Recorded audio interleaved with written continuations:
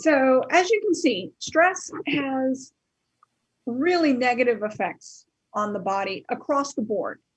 It affects not just digestion and nutrients, but also our brain, our heart, our skin. Like everything is affected by high levels of stress.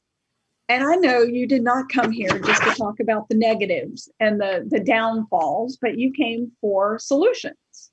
So let's dive in. I'm going to share this next handout, which is the 8 strategies to handle stress. So let me go and find that so I can share that with you as well.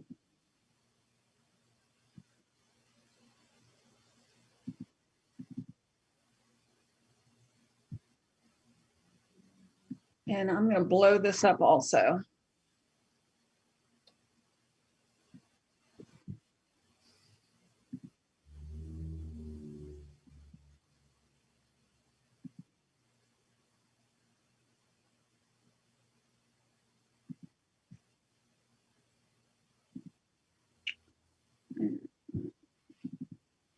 All right, can you see these? Don, okay. Dot and Dan, I can see you better than anybody, so I appreciate the head nods. All right. So these strategies are really quite simple, but not necessarily easy to implement.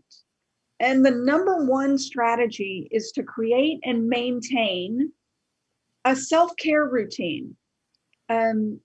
The concept that you can't give from an empty cup, okay? And self-care is all of the steps and all of the things that we do to tend to our physical, mental, and emotional health. And this is a daily thing. This is not going and getting your nails done or getting a massage.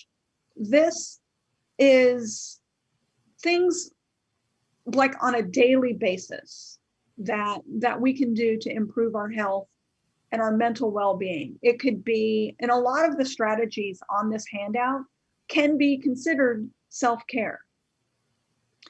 And the more that we practice regular self-care, it's linked to positive health outcomes, including decreased stress, of course, but also improving that immune response, helping us to fight off disease. It helps our body recover from stress and illness. It increases our productivity and it increases our self-esteem. And when we feel better about ourselves, we are more motivated to do the things that are going to improve our sleep. And when you sleep better, you're more motivated to get up in the morning and perhaps exercise or do a little yoga. When you do a little yoga, you're more motivated to make healthy food choices. And you can see how this just kind of snowballs across the board. So strategy number 2 sounds pretty simple, but it is to drink more water. It's not always easy, but being hydrated helps counteract many of the effects from those high cortisol levels. It decreases inflammation, it reduces constipation, it regulates those bodily fluids. So all of that salt, the sodium that's being retained, water helps to flush it out, keeps our kidneys healthy, all kinds of stuff. So strategy number 3 is simply to eat healthy. Eating a balanced diet so that you are supplying adequate calories, the nutrients, the vitamins and minerals that your body needs to restore itself, to recover and to heal. Unfortunately, it's not going to be at the bottom of the French fry bag. I am guilty just as much as anybody else. I've never met a French fry I didn't absolutely love. But has to be moderation in that. Stress strategy number 4 is to move yourself. Now, you'll notice I don't call it exercise. I call it movement, because movement of any kind counts. It does not have to be torturous or at the gym. It ideally should be a movement that you enjoy. So any physical activity is going to improve the body's ability to utilize the oxygen that we're breathing in. It improves blood flow. So if you love gardening, by all means, go out and work in the garden. If you prefer dance, just load up a YouTube dance video. Go for a walk. Try yoga, anything just to get your body moving and increasing that oxygen that's being taken up. So not only are you going to look good and feel good, but it releases endorphins, which is your body's natural feel-good neurotransmitter. So it elevates your mood. It also, while we're moving, it takes our mind off of the stress and the worry that we kind of carry around on our shoulders. And I think one of the best things is that movement overall has a cumulative effect, meaning the more you do consistently over time, the better you feel. So again, not a quick fix, one and done. This is kind of working on, again, those habit changes. So stress strategy number 5 is sleep. Oh, for many of us, this is easier said than done. But when we develop good sleep hygiene, meaning that we are using a power down hour before bed, we're setting ourselves up for success when we lay our head on the pillow. There's a number of strategies that we can employ around just this topic alone. But obviously, when you are well rested, you're more motivated, again, to make healthy choices, and you have more energy to get the movement in, and you feel better. You just generally feel better. So stress strategy number 6 is to practice relaxation. And this is a practice. It takes time, but taking that time to focus on relaxing really helps to fight against those effects of stress. So techniques such as deep breathing or positive imagery, practicing mindfulness or meditation, again, these are practices. You have to put them into practice over and over and over. But they are extremely effective at reducing stress. And if I could encourage you to do anything, any one thing from this list, it would be to simply take some deep breaths and to focus on relaxing before you eat. Because the more we are able to relax when we are eating, it will help counteract those negative effects that are going on in our digestive tract. So nutrients are better able to be absorbed. Your body's not having to work so hard to break food down. Your digestive enzymes are flowing. So if nothing else, if you can just take a couple of deep breaths before you eat, and then perhaps while you are eating in the midst of a meal, I promise you, it will have a positive impact. So stress strategy number 7 is to set realistic goals and expectations.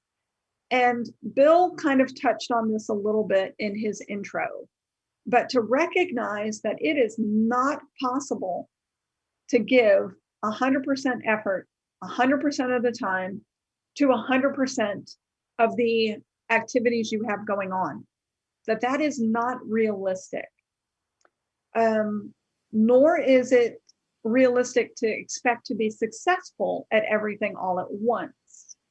So being mindful of the things that you do have control over, and perhaps more importantly, the things that you don't have control over, and working to accept those, that balance can be critical for decreasing your stress. And stress strategy number 8 is journaling. And I will be honest, I have not always been a avid journal person. As a matter of fact, I resisted it like the plague. But now I journal probably 3 or 4 nights a week, primarily at bedtime. And it is significant. Just to write down things that you're grateful for from the day, but also to acknowledge what you did well during the day. So much of our time and energy is focused on what is going wrong and what didn't go well, that just sucks the energy out of us. So to spend a few minutes to acknowledge what you have done well or what you have done right, and to come up with a plan of what you want to try to do more of tomorrow, so that we keep moving forward. That this can be really powerful, a powerful tool for clarifying your thoughts and feelings and gaining self-awareness and self-knowledge. So I would encourage you to just start journaling, even just for a few minutes. And like I said, the pattern that I use is I start with what I'm grateful for. Then I move to what went well for me that day.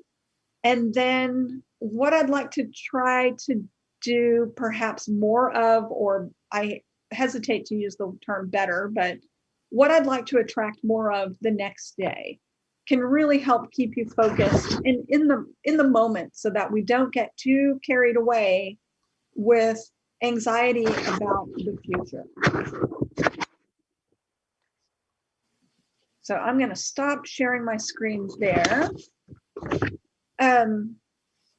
So for some of you, you're going to be able to take these strategies and put them into use right away. No problem. But for most of us, that's not quite so easy.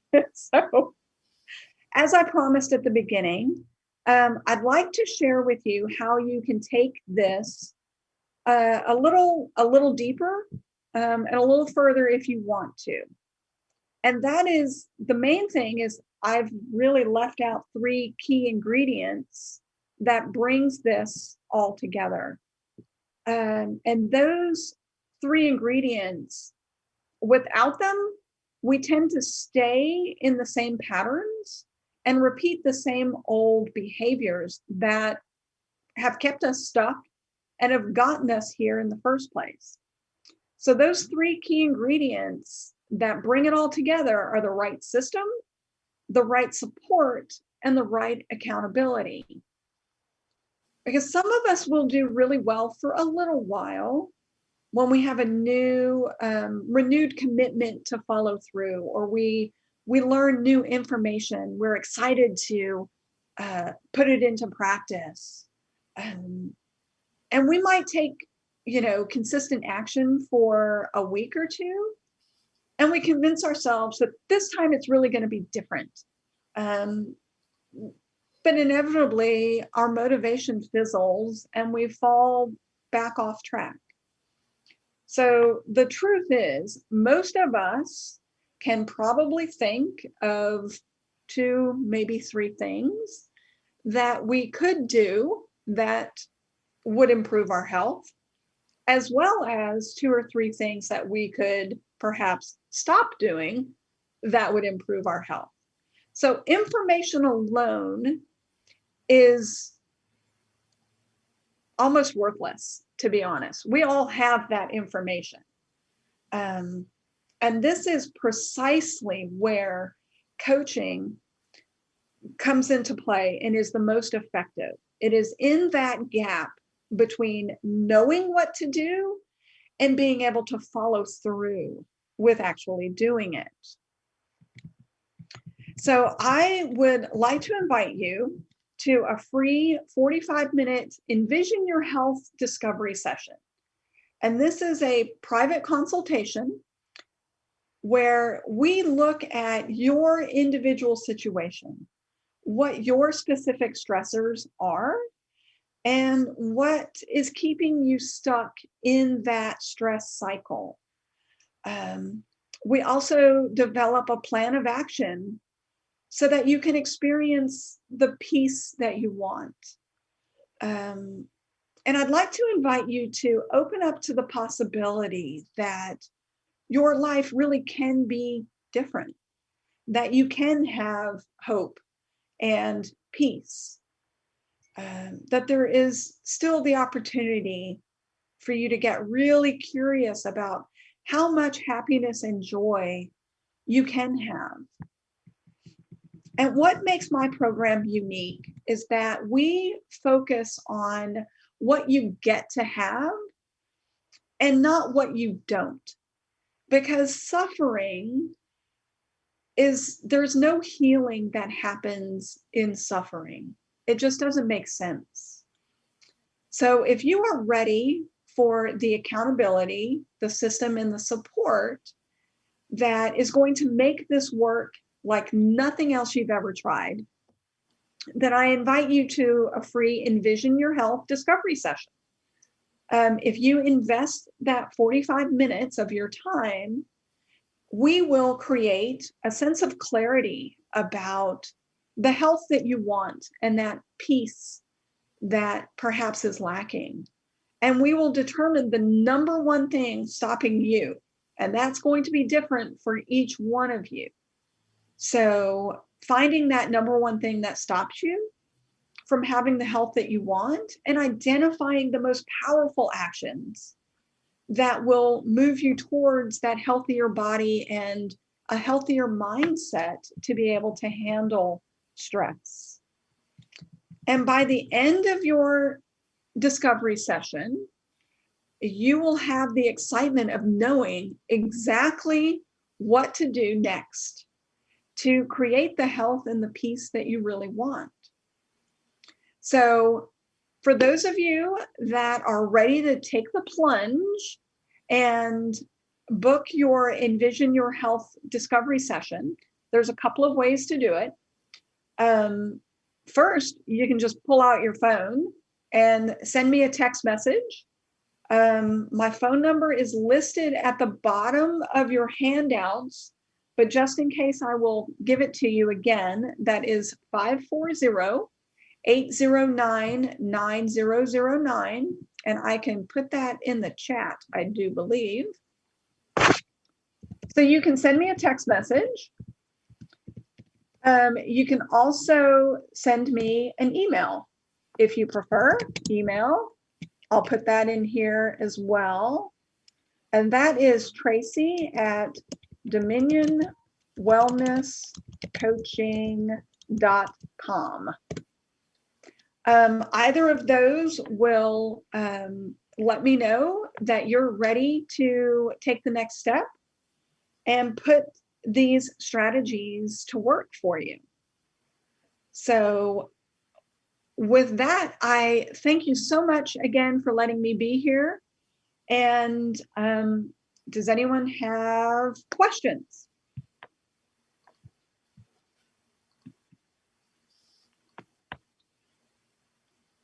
Now everyone's got to find the unmute button. Question.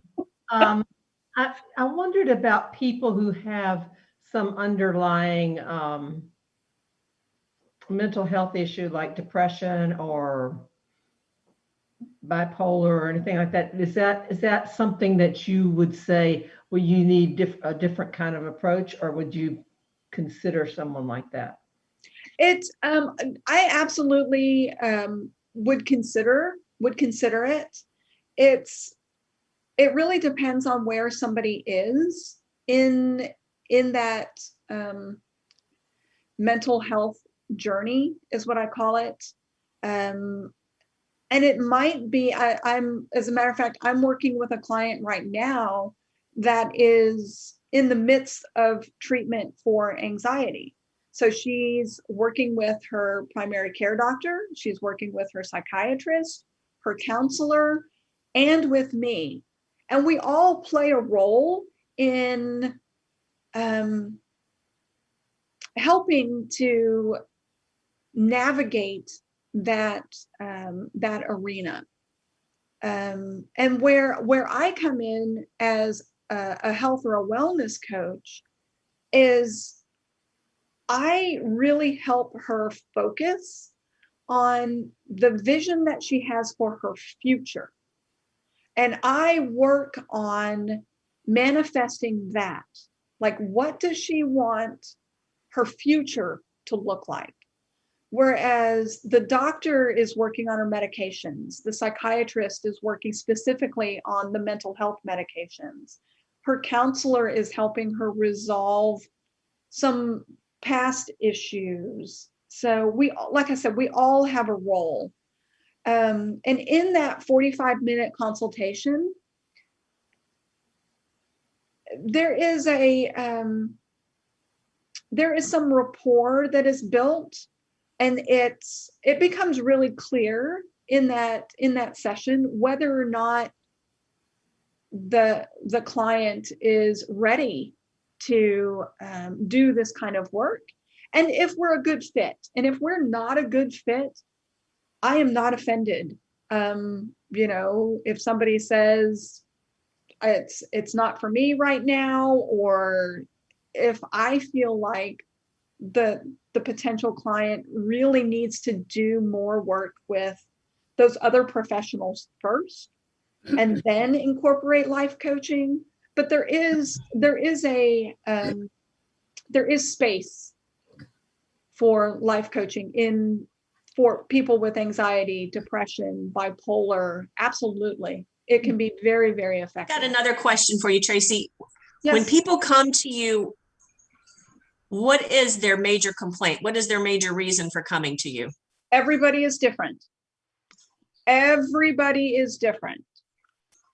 I can't really say that there's been one issue. For instance, somebody may, a lot of my clients will come to me for weight loss, or to kind of get off that diet roller coaster. But inevitably, we end up working around stress, self-limiting beliefs. We work through all kinds of issues that the weight may have been the initial like impetus to reach out. For other people, like I said, it's been to learn to deal with this anxiety and just stress in general. So everybody is really different. And did COVID make your life a lot crazier, busier with your job? Yes and no. It's been great for business in the sense that I guess a lot of people are dealing with stress and anxiety, and weight gain over the quarantine. I heard one statistic that the average American gained 30 pounds during the quarantine. Oh. So in that sense, but I I absolutely love what I do. And that to me is not stressful. So yes, I'm busier, but no, I don't feel more stressed. Tracy, this is Smokey Cruz. Thank you for your great presentation. Like you, I was a coach for a number of years. And about the time I stopped was when your area began to really take off. So I have a question for you. Yes, ma'am. About stress. When one is in an awkward situation and begins to feel stress in the body, heart beating fast, stomach tight, breathing maybe a little shallow, Right. what are some steps you would suggest in that instant? Smokey, I really think it depends on the individual, and what strategies they've already tried, what they have found has worked or kind of worked, and what they have found that didn't work. And that would really be my first avenue of exploration, would be to kind of look at where are they now, in terms of which direction to take them forward. What are the options for plan A and plan B, say? Oh, there are a number of techniques. Deep breathing. Some of these strategies that we've talked about on this handout can be employed. Deep breathing, positive imagery, meditation, yoga has been particularly effective. I have a lot of other techniques that are not on this handout that I can like pull out of my bag of tricks, if these are not, if these have been found not to be as effective as they would hope. Thank you. Not exactly what I was looking for, but thank you. What were you looking for, Smokey?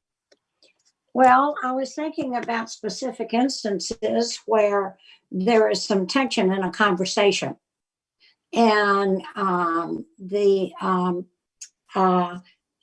things begin to deteriorate. The happy energy begins to go away, and the energy gets heavy, and everyone becomes tense. And I understand self-care. I understand that very well.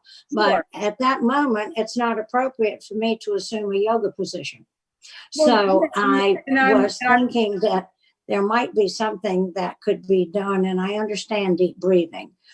So I thank you for your replies. I appreciate them. Well, and I apologize, Smokey. I misunderstood your question originally. I thought you were talking about the physiological response of increased heartbeat, the knot in your stomach. Yeah, I was using that as a descriptor for what's happening in the body in the moment of an awkward situation.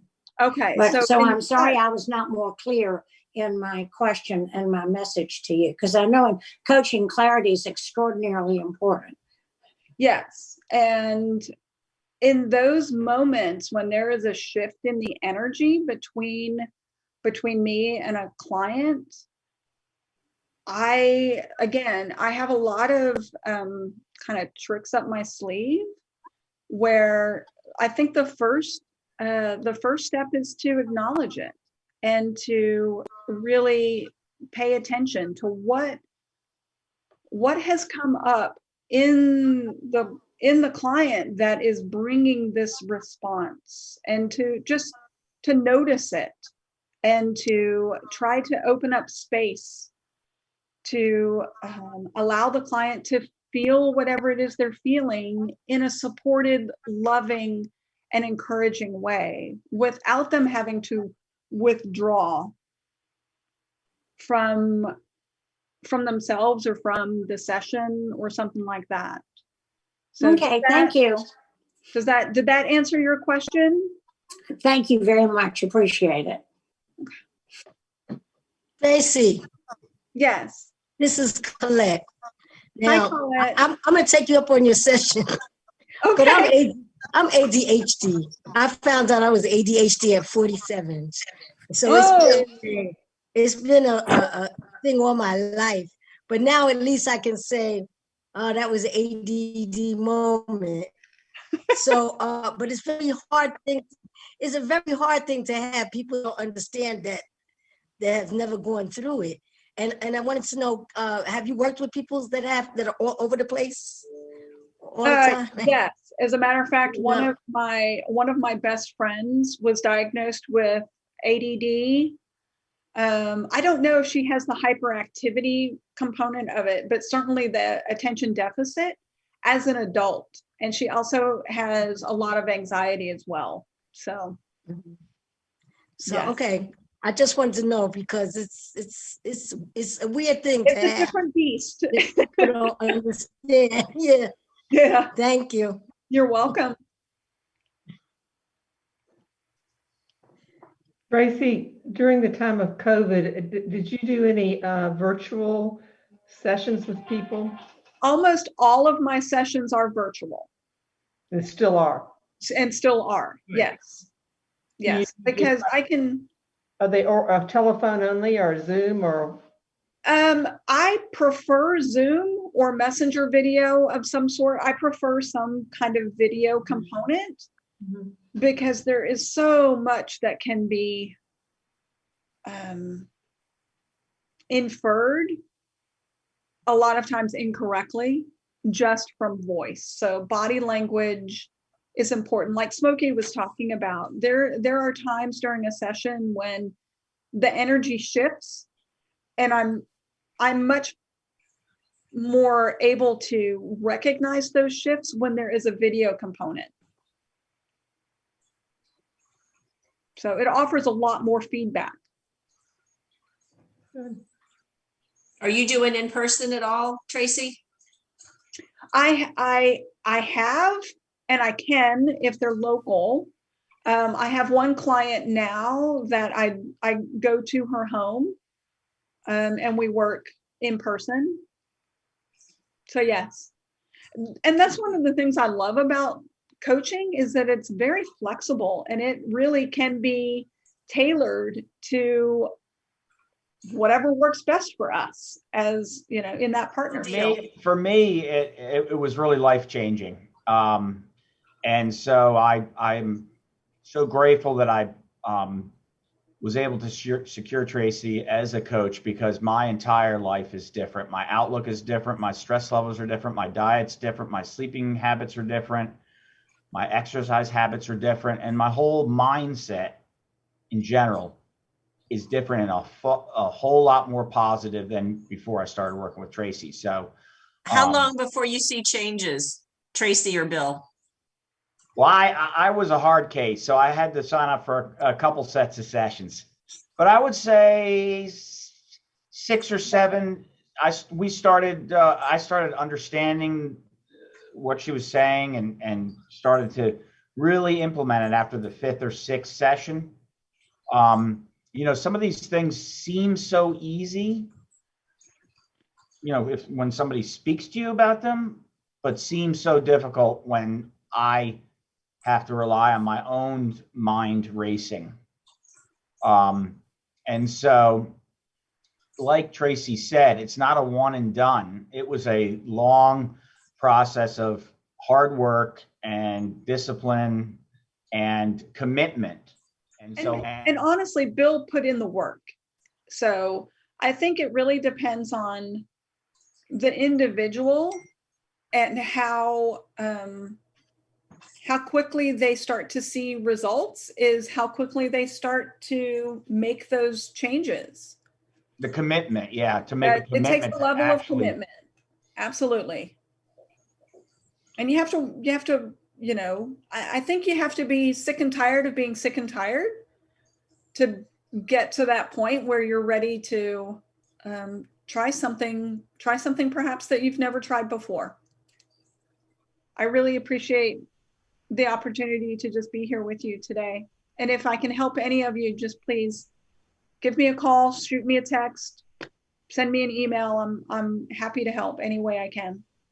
Great. Thank you so much, Tracy. You're Great. welcome. Thanks, Tracy. Have a great day. Thank you. All right. Bye.